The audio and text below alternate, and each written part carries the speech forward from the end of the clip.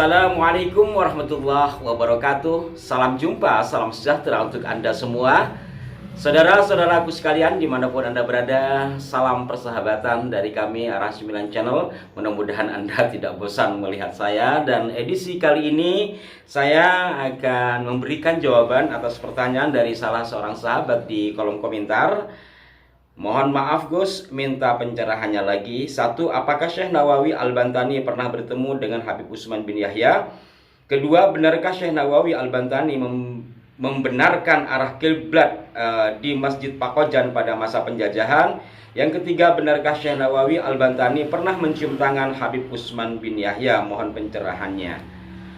Nah, terkait dengan hal ini mungkin bisa menjadi satu ya, terjadi pertemuan membetulkan arah kiblat, kemudian terjadi reaksi cium tangan begitu.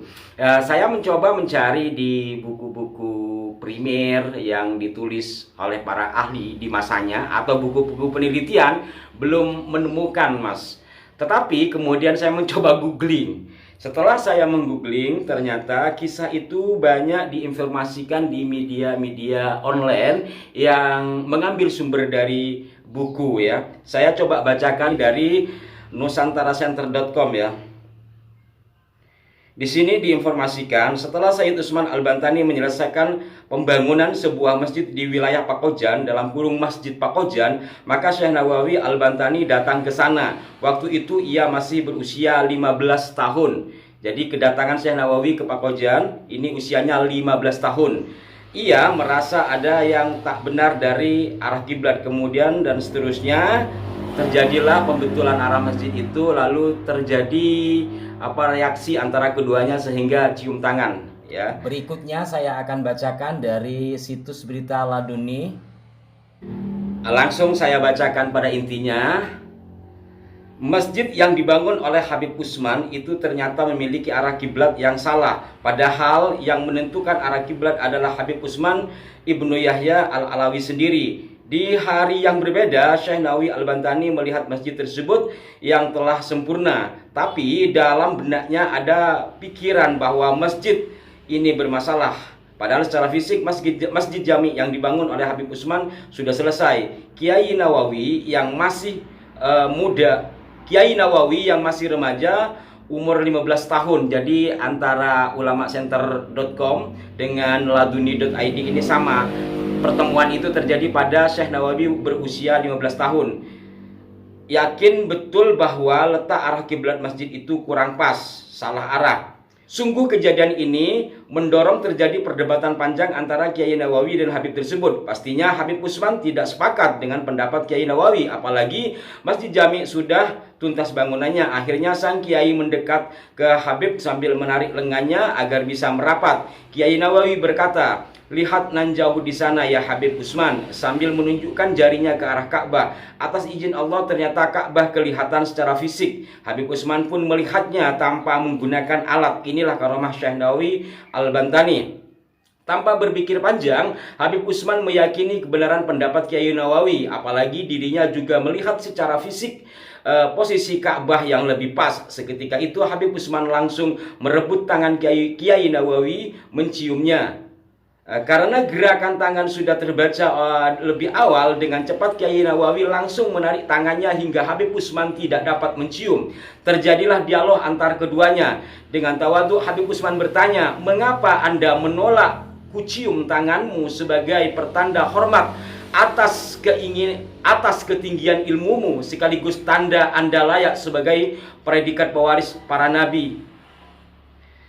"Memang aku diberi kelebihan oleh Allah Subhanahu wa Ta'ala sekaligus anugerahnya bisa melihat Ka'bah dari jarak jauh secara fisik. Tapi jangan dilupakan Habib, antum lebih muda dibanding aku, sebab antum masih bagian dari zurriyah Nabi atau keturunan Nabi. Mestinya saya yang lebih berhak mencium tangan Habib Utsman. Ya sekaligus hormat pada turunan dan cucu-cucu Nabi Muhammad," timpal Kiai Nawawi. Setelah dialog selesai, sang Habib tidak mau kalah. Akhirnya ia merangkul sambil memeluk Kiai Nawawi Al-Bantani dengan keras sehingga tidak bisa bergerak. Apalagi secara fisik badan Habib Utsman lebih besar. Dalam kondisi ini sang Habib lantas mencium kening Kiai Nawawi berkali-kali. Singkat cerita, keduanya akhirnya terharu dan menangis. kisah ini menurut penulisnya mengambil dari karya Sayyid Haidar.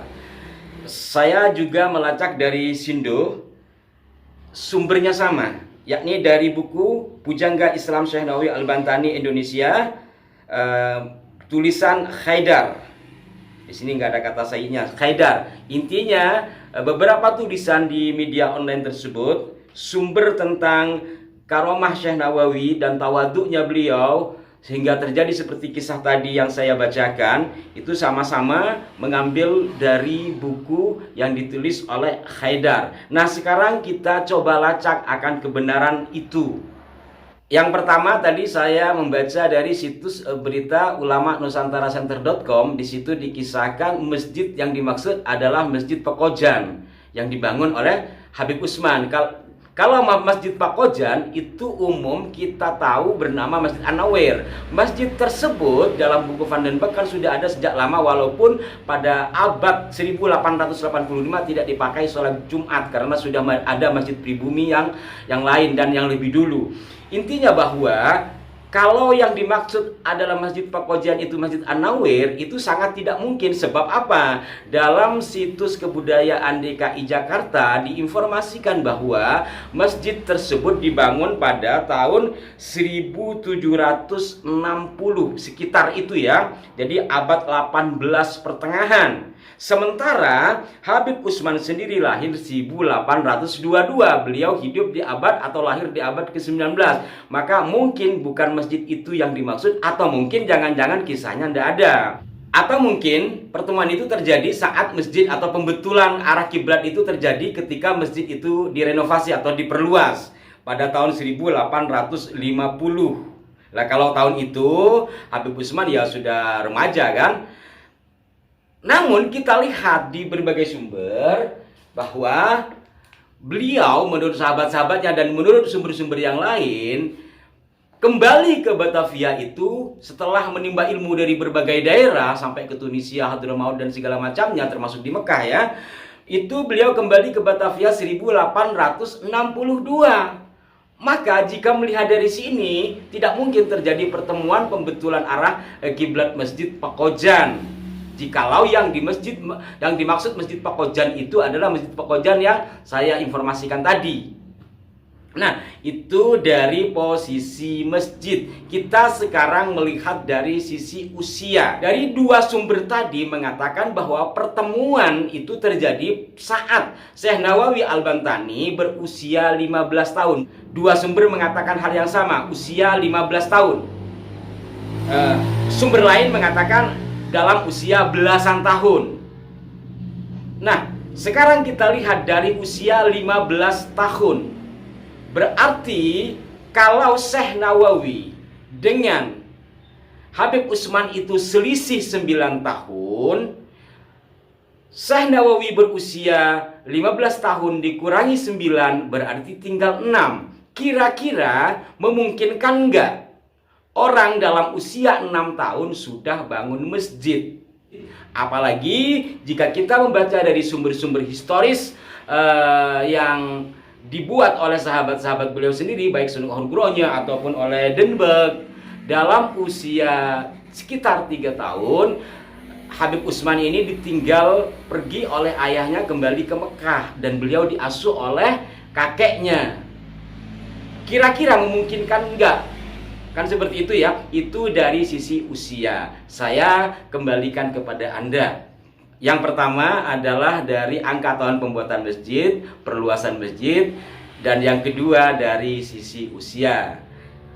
Nah, para pemirsa sekalian, lepas benar atau tidaknya dari informasi yang disampaikan beberapa situs media online yang menurut media itu bersumber dari buku yang ditulis oleh Haidar, kisah-kisah serupa ini itu sering kali muncul. Satu misal umpamanya seperti berdirinya NU, ditempel-tempelkan beberapa tokoh menjadi bagian. Ada lagi yang terlalu kasar ya sehingga minta restu habaib. Kenapa seperti itu? Anda bisa menilainya sendiri, saya tidak perlu panjang lebar.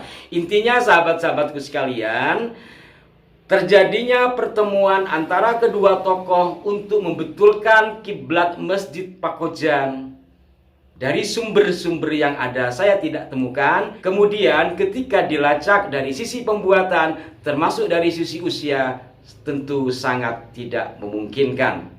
Demikian, mudah-mudahan ada titik manfaat yang dapat dipetik dari ulasan ini. Dan marilah kita sama-sama untuk menjaga bangsa ini dan juga menjaga sejarahnya. Mohon maaf jika ada kekeliruan. Sampai jumpa. Wassalamualaikum warahmatullahi wabarakatuh.